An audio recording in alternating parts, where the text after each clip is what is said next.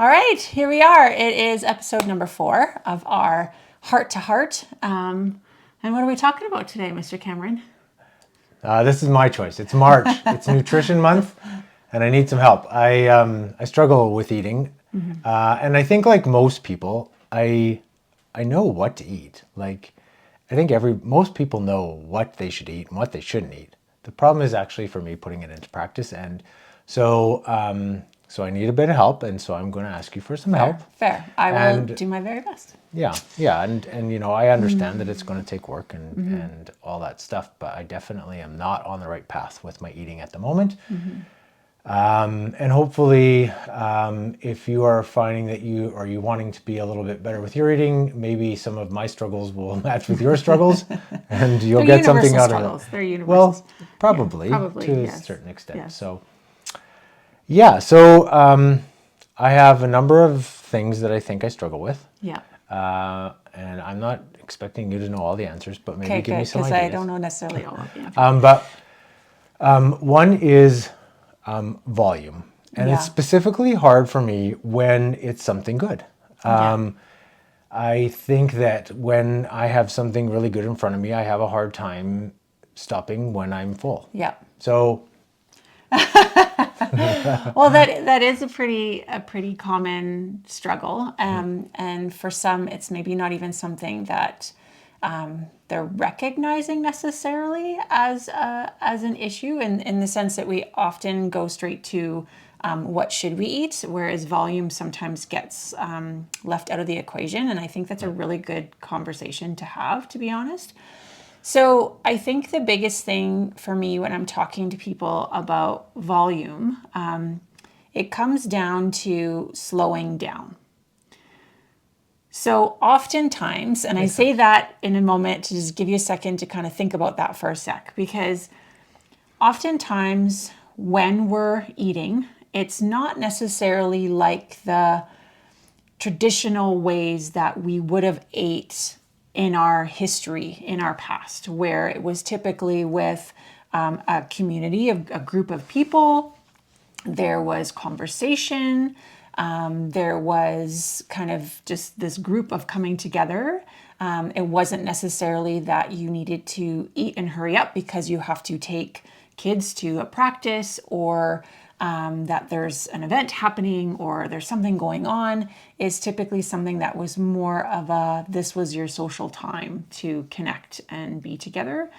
And so I think now it's something where we tend to eat more as something you got to do and get it done and then move on. So I'm probably full before I even realize it because I'm eating so fast. So our body typically takes about 20 minutes to actually register that we're full and to send those signals back to our brain. So if you're sitting there and you're not even really thinking about it and you're just in shovel mode, right, where you've got one bite going into the next bite, going to the next bite, your chances of overeating greatly increase because of the fact that your body isn't even keeping up to what's actually coming in. Right. So if you were to just take some quick strategies of like putting your fork down or putting your spoon down on the side of the plate while you chew and sit back, giving yourself some time in terms of your planning of when you're eating, giving yourself a bit larger window to eat the food within versus grabbing something quick because you got to go on to the next thing. It comes down to actually just being a little bit more conscious about it. Right. You know, recognizing that chances are you're eating a little fast. And just recognizing that, okay, I need to slow down, and actually taking that time to slow down.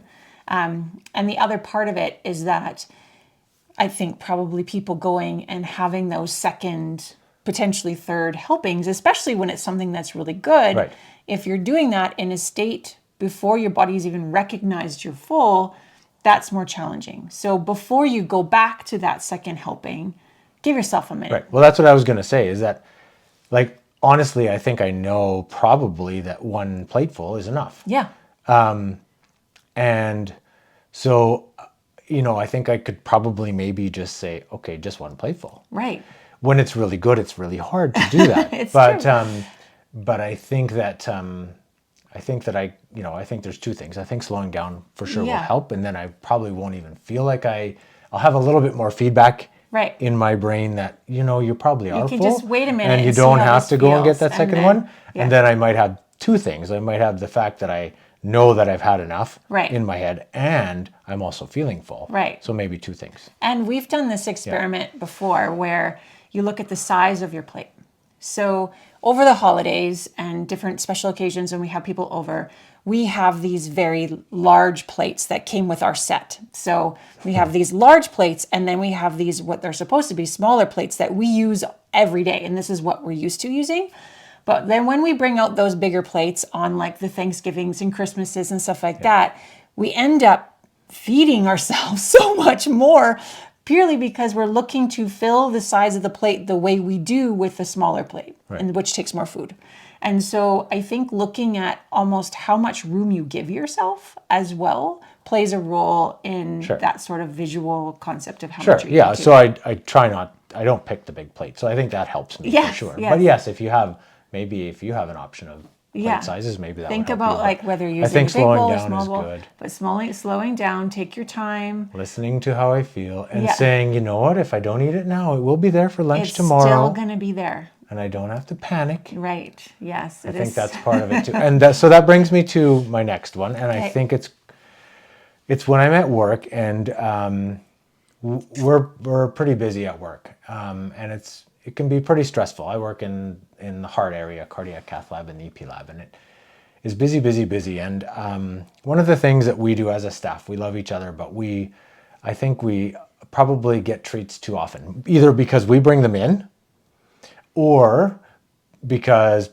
people that we've taken care of bring them in for us. Yeah, of course. And so again, I feel like, oh my God, I got to get some of this. I better get it before it's and, gone. and it is kind of a running joke because like if stuff sits there for any length of time, it's like, what's wrong with it?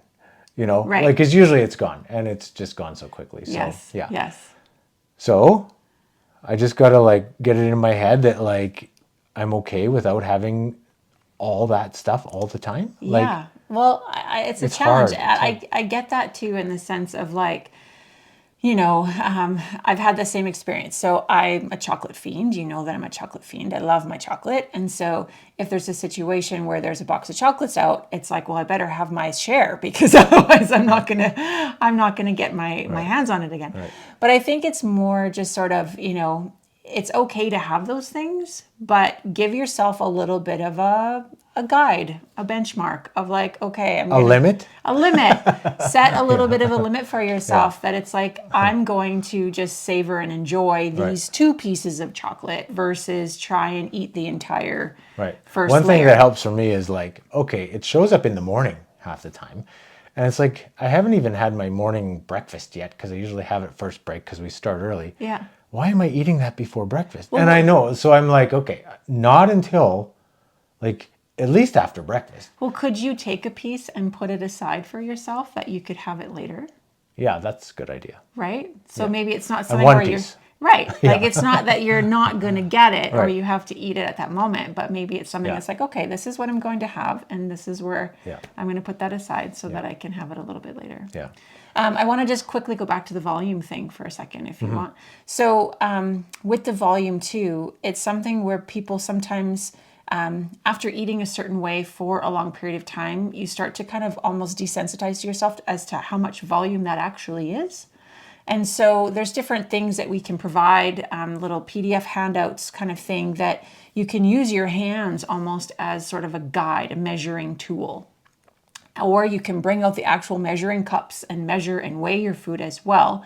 Not that I think that that's important to do all the time, but sometimes if you've been kind of eating a certain way for a long period of time, to go back to those sort of ideas of what actually is 1 cup of rice, what does that look like, or 1 cup of oatmeal, or whatever that might be, and actually measure it out just to kind of recalibrate what you think that actually is, right? Because I think people, well, I know myself, you kind of are guesstimating, and I think our guesstimation starts to swell a little bit. No, it's true. Yeah. I do know that also, and I struggle with this at work, and I think this might help maybe with snacking. I remember one time I said, I'm going to drink water every time I want to have a snack or a treat. And so I do know that when I drink more water, I do feel more full. And so Absolutely. but you rush home and you try and eat, and then you got to do the next thing, whether it's walking the dog or whatever you do, and so I think And the that's water the rush, can slow you down rush as well. part, and And fill you slow up you a little down. bit. And I think part of it too is sometimes we have this sensation that we need something, and we often end up going to the fridge or going to the pantry and looking for something when it's actually that we're thirsty. Right. And so if you go and have that drink of water, give yourself a beat Right. to kind of like, okay, how do I feel now? Right. And then look to come back to that. It might be that, sure, yes, you want some food, but it's not necessarily going to be the ravaging kind of, I need a whole bunch at once kind of situation. Eating's hard. It is hard. Well, it's something that we have to do. You can't not eat, right? And so it's just kind of looking at how to optimize that eating. And I think one of the things I think about a lot, specifically with nutrition, is it's all about the trends over time. So it's not about whether you have chocolate or you drink your Diet Pepsis or you have like burgers at A&W or whatever. It's the what's most consistent most of the time. Yeah. And we sent out our thing about being consistent, not being perfect. Yes, And I have to yes. really, really work on that for me. Yeah. Because, like, although sometimes the all or nothing method works for certain treats, but I think that generally you just have to be consistent. And whether, I guess it's 80-20 or whatever it is. 80-20, 80% of the food Yeah. you've put in you feel really good about, feels really nourishing to you, and 20% is life, is enjoying. And I think that balance, and sure, if there's things that you recognize that these are real like crutches for you, then in some cases, you know what, I'm just going to not for a period of time, kind of like alcohol, right? Where it's like, feel like I'm kind of having too much of that and it's not something I need, then you know what, I'm just not going to. And then it just kind of helps to recalibrate and reset a little bit. Yeah. And if you decide to reintroduce it, you do. And if you don't, then you're good. Yeah, that could be for treats for sure. Yeah. Yeah. Thank you. You're welcome. So it is partly what I eat too. Yes. I do know that when I have time, again, we talk about time at home, I actually like to cook, and I cook pretty good. Like, You do? yeah, it's when you don't have something. So I think for Yes. me, I think it goes back to the grocery store when I get in Yes. there and not having. So if you have something that you can grab and eat quickly, if it could be not the high calorie, high salt, high fat stuff, Right. that would be a better thing too. I think about a little bit about having things that are visual in front of you. So when we get in those phases where we just are walking in the door, or we don't necessarily feel like cooking in that moment, or we just need something, having something that's visual, that is a healthier choice for you to grab in that moment, can be helpful. It does And ready. and that's what I mean, Yeah. and ready. So Yeah. it's something where you have to maybe do a little bit of prep work, but not a ton, so that it's there and ready for you. So having fruits and vegetables out on the counter is a good idea, because then it's something that you might go and grab. When you go and buy groceries, if you come home and do a little bit of work where you prep up, chop some carrots, and we've done this, carrots and cucumbers, and put them in a little tray and put them in Especially if you have like hummus or something. hummus or things like that, then you put them in a tray and have them in the fridge ready to go, so that when you have that moment.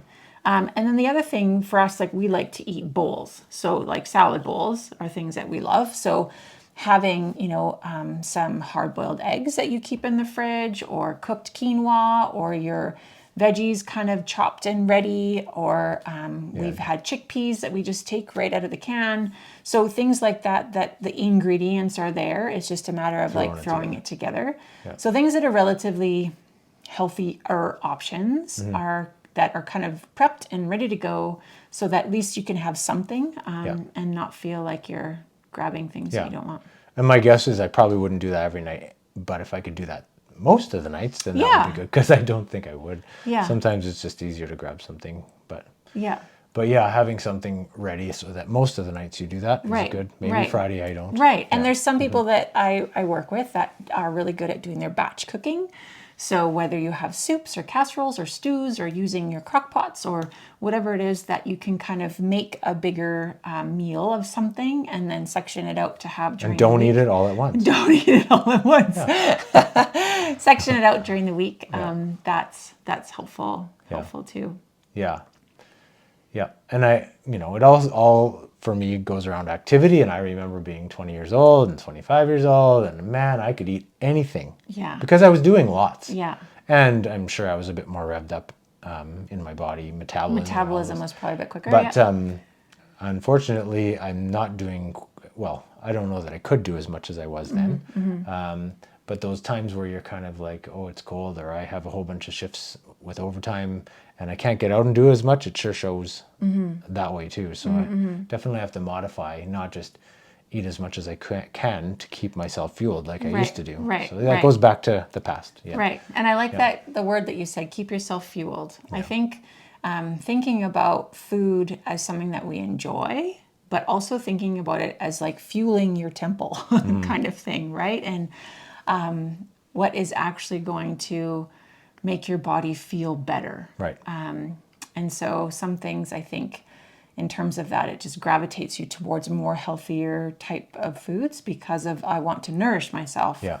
Not to say that you can't ever have the other things, like we said, 80-20, but thinking about the kinds of foods that will nourish you versus just give you that sense of that dopamine hit of feel good, and then you don't feel good after you've eaten it. And I actually do feel better after I eat better. Right. And the other thing I've noticed is when I snack now, because I don't sleep as well as I used to too, and I think that's normal as you get older. But if I eat closer to bed, I don't sleep as well. No, yeah. So thinking about your timing is really important. So using the other feedbacks for like, okay, I'm going to sleep better, or I'm going to feel better, and all these other things. Probably, I just got to really focus on the consequences of what I'm doing rather than just what I'm doing. Right. And I think, so going back to the timing thing, trying to not eat heavier meals right before bed is a good thing because your body's going to be working on that as you sleep.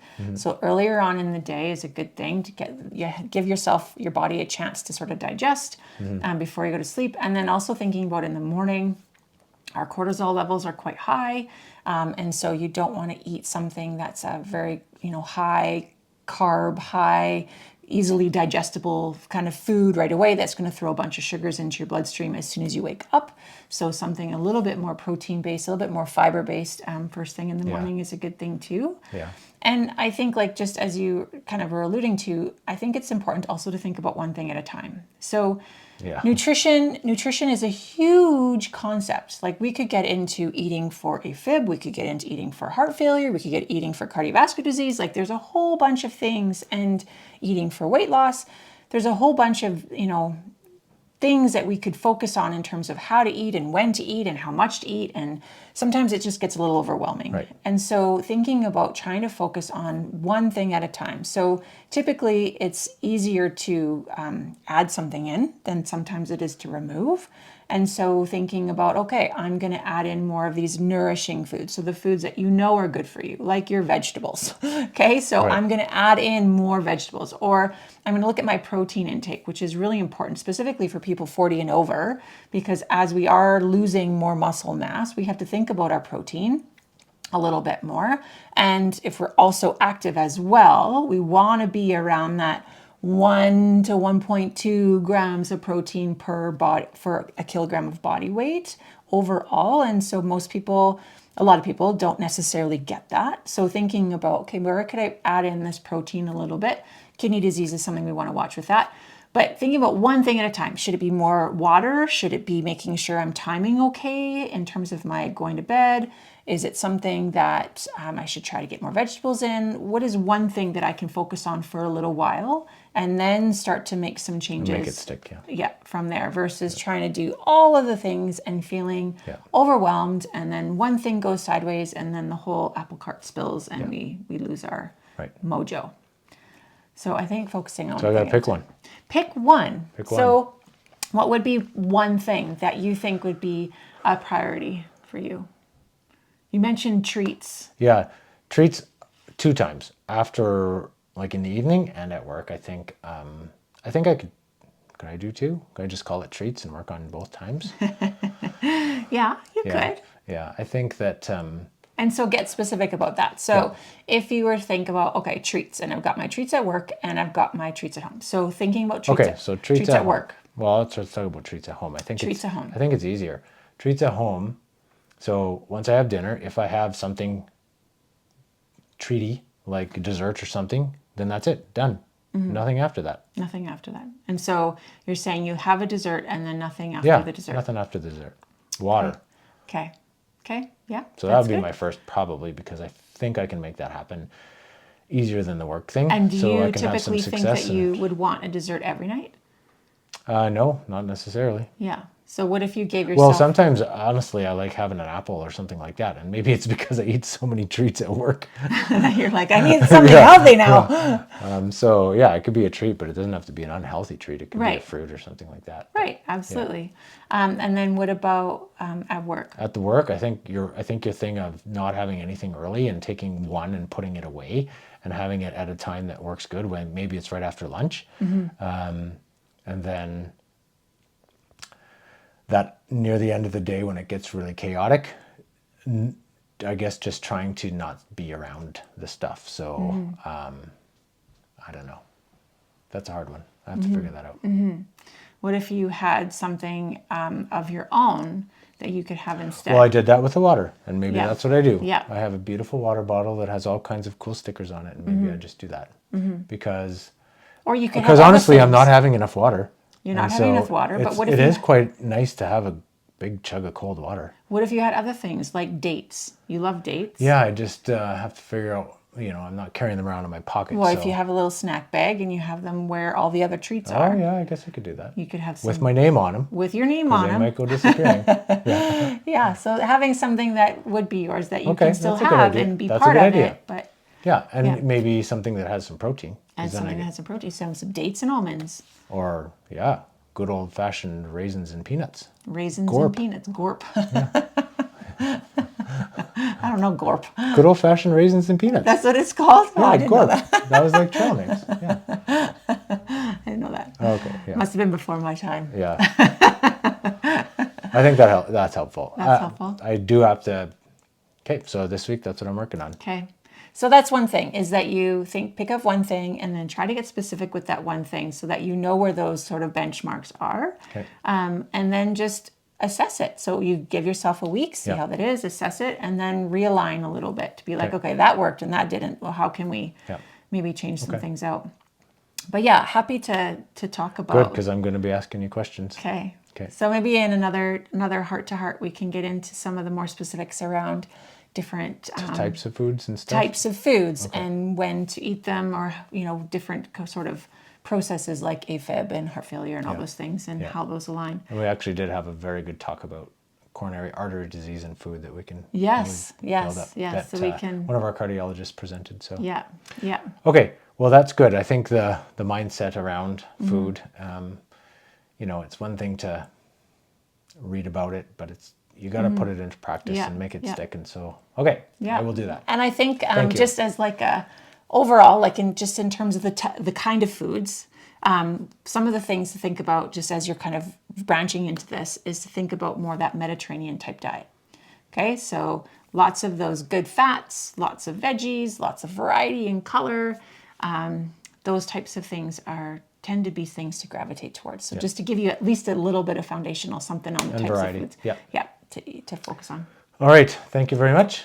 All right. I needed that. Go team. And I guess that's our heart to heart. All right. Take care. Take care. Bye.